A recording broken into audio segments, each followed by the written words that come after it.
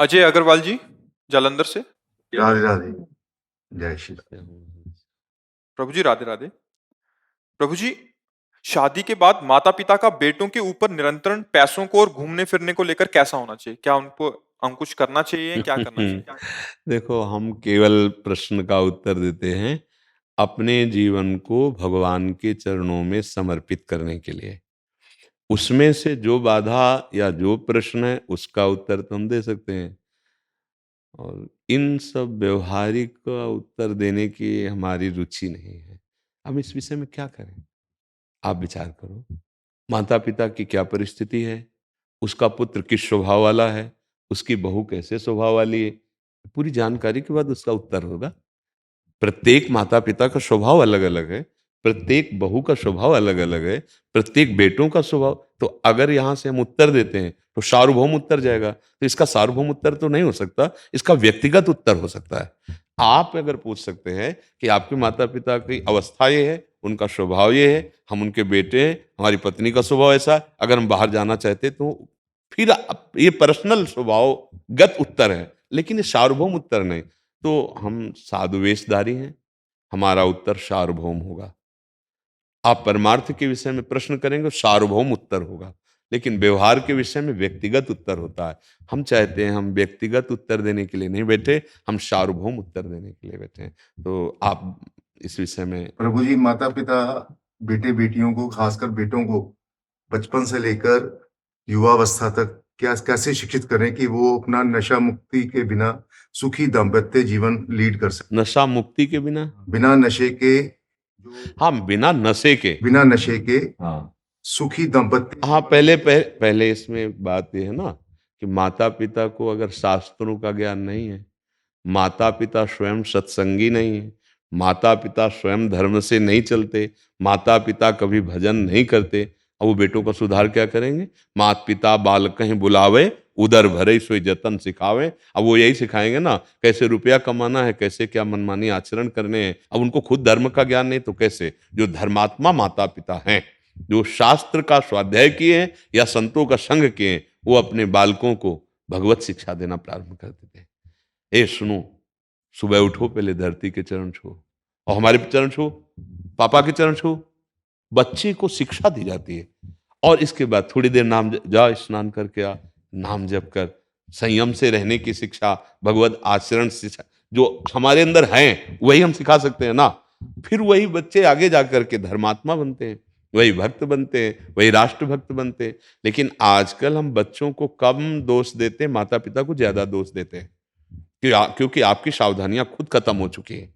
आपको खुद पता नहीं है कि हमारी जीवन शैली कैसी होनी चाहिए। उसका प्रभाव बच्चों पर पड़ रहा है। आप थप्पड़ पे थप्पड़ अपनी पत्नी को मार रहे हैं, वो आपको कटुवचन कह रही, छोटा बच्चा खड़े खड़े रो रहा है। वो जानते हो क्या करेगी? जब आप बूढ़े होंगे ना, तो वही लीला आपके साथ होगी, वही बर्ताव आपके साथ होगा। आजकल बहुत बड़ा विचित्र स्वरूप बनता चला जा रहा है कि बच्चे जवान माता पिता से पोषित होकर धन संपत्ति का अपहरण करके उनको निकाल देते हैं। बहुत श्रद्धा करी तो वृद्धाश्रम या अनाथालय में समर्पित कर देते हैं। कहीं ना कहीं माता पिता की शिक्षा का ही उसको फल मिल रहा है। माता पिता ने उनको सही शिक्षा नहीं दी। पूरा हम बच्चों पर ही दोष नहीं मढ़ते हैं, जैसे हमारे आचरण होते हैं उसका प्रभाव हमारे बच्चों पर पड़ता है, पक्का कहते हैं। हम कई बार एकांतिक में भी कह चुके हैं। एक बहुत बड़ी नौटंकी सुल्ताना डाकू की देखी थी बचपन में। जब उसे अधिकारियों ने पकड़ा और फांसी की सजा दी गई तो उससे पूछा गया तुम्हारी अंतिम इच्छा क्या है? तो उसने कहा मेरी मां से मिला दो। मां लाई गई। कहा बेटा, सो इसे लपट करके दांत से नाक काट ली थी ऐसे। तो उनका ऐसा क्यों किया? अधिकारियों ने पूछा। बोले पहली दुश्मन ये हमारी है। हम एक पेंसिल चुराई थी और कहा मां ये पेंसिल चुरा के लाया। तो उनका बढ़िया बेटा, लिखने के काम में आएगा। बस उस वचन ने मुझे सुल्ताना डाकू बना दिया और आज मैं फांसी पे चढ़ रहा हूं। इसलिए इसकी नाक काटी। अगर उस समय एक थप्पड़ मार देती तो जीवन भर के लिए मेरी गलती का ये संस्कार न पड़ता। तो बहुत कुछ, सबसे पहले माता पिता गुरु होते हैं, वही हमें शिक्षा देते हैं। पर माता पिता ही व्यसन युक्त हैं तो बच्चे को व्यसन मुक्त कैसे कर सकते हैं? माता पिता ही व्यभिचार युक्त हैं तो बच्चे को कैसे कर सकते हैं? माता पिता ही भ्रष्ट बुद्धि के हो रहे हैं तो बच्चों को संस्कार कैसे दे सकते हैं? गर्भस्थ शिशु से संस्कार प्रारंभ हो जाता है। जिस दिन पता चले कि गर्भ में बच्चा आ गया है, उस दिन से ब्रह्मचर्य का पालन दोनों को करना चाहिए, माता और पिता। क्या ऐसा है? बच्चा प्रकट हो गया है, अब हम उसके संस्कार जैसे डालेंगे वैसे बन जाएंगे। हमारे यदि गंदे आचरण, तो अपने आप उसमें संस्कार जा रहे हैं। समझो, जब वो जवान होगा और अपना वर्ताव प्रकट करेगा, तब रोते घूमोगे कि हमारा बेटा है। नहीं नहीं, उसके जनक आप हैं। जनक माने पिता, उन संस्कारों के भी जनक आप हैं। तो हमें लगता है कि बेटों से ज्यादा शिक्षा की जरूरत माता पिता को है। अगर वो सही आचरण करें तो अपने बेटों को सही आचरण सिखा सकते हैं। जब उनमें सही आचरण नहीं होगा तो कैसे सिखा पाएंगे? अब हमें बताइए क्यों?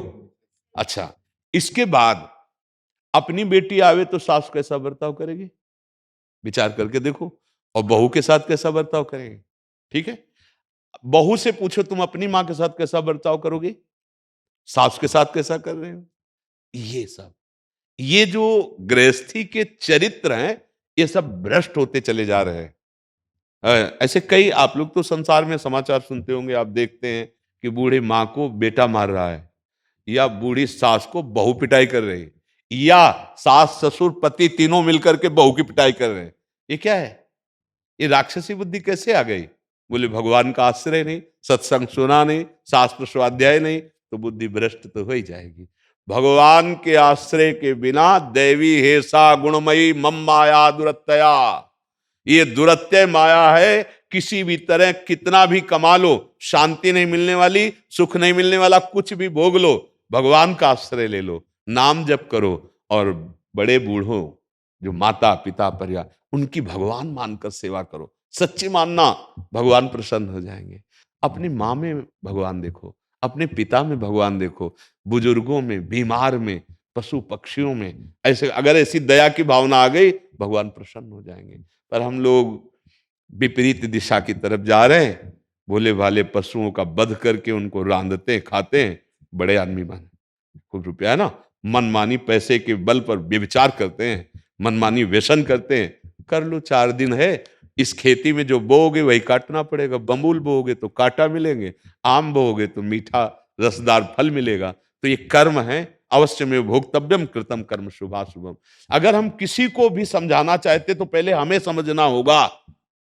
अगर हम केवल कोरा उपदेश करें प्रभु, तो यहां का जो तांडव होगा काम क्रोध का, वो 4 दिन के बाद बाहर आ जाएगा, अपने आप चल। उपदेश तभी लागू होते हैं जब स्वयं में वो स्थिति हो, स्वयं में वो आचरण हो। हम बच्चों को बनाना चाहें बहुत अच्छे, और हमारे आचरण अच्छे नहीं, तो नहीं बना सकते। एक बार किसी संत के पास एक माई अपने बालक को लाई। मैंने बहुत बार समझाया, बाबा ये गुड़ नहीं छोड़ता, गुड़ खाएगा तो इसके दांत में कीड़े पड़ जाएंगे, बाबा आप कह दो तो मान जाएगा। बाबा ने कहा 1 सप्ताह बाद आना। 1 सप्ताह बाद आए, उसको कहा बेटा तुम गुड़ मत खाया करो, गुड़ खाओगे पेट में कीड़ा हो जाएंगे, दांत में कीड़ा हो जाएंगे, ठीक है नहीं खाना। उन्होंने कहा जी बाबा। बोले बाबा 1 हफ्ता के बाद क्यों कहा, आप उसी दिन क्यों नहीं समझ? बोले मैं गुड़ खाता था इसलिए, 1 हफ्ता हुए मैंने गुड़ छोड़ दिया, तब उसको उपदेश। तो हम अगर किसी को सुधारना चाहते हैं तो हमें पहले सुधरना होगा। नहीं, आप लड़खड़ाते हुए शराब पीकर घर में घुसो और बेटा को सोचो कि वो व्यसन मुक्त हो, कदापि नहीं हो सकता। आप मनमानी दृश्य देखो, आप मनमानी आचरण करो, और बेटे को चाहो कि साधुता, कदापि नहीं हो सकता। आपके आचरण का प्रभाव पड़ता है। समझ पा रहे हैं आप?